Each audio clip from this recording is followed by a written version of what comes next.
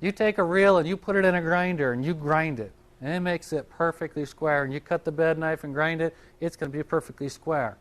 You're going to have a perfectly sharp reel, and it's going to have optimum cutting. I mean, that is premium. You go out there and it's just, the grass just looks like butter coming off of that. No matter what you do and how perfect you make this reel, there's going to be a point where as you're grinding or cutting grass, it's going to start to become dull. And everybody, according to their course, has that point where it becomes unacceptable. If you're at a country club or really nice elite course, your optimum quality may be clear up here somewhere. If you're at some mom and pop place that just wants to knock the grass down, optimum quality might be down here. It just kind of depends on where you think your quality cut should be. And where that point is, that is where you need to maintain that reel and do something. That's where you're going to face the bed knife. That's where you're going to backlap, you're going to grind, you're going to do something.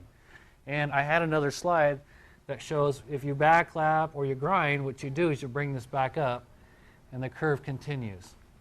Somehow that slide got lost and I can't find it back. So what we're trying to do is we're trying to be above this line. I never want to go below the line. Once I dip below this line, that reel becomes really dull, really rounded, and then it takes a lot of time to get it back up to par.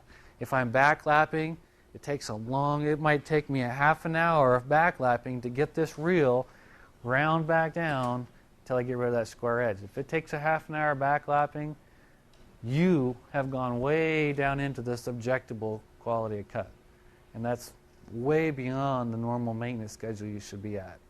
If you've got a do-all, you throw it up on there, it's still going to only take you about 5 minutes to grind this thing because it goes so fast that you can bring this back up to a square edge very quickly. And that's where the path where you use the grinder instead of the backlapping becomes very quick.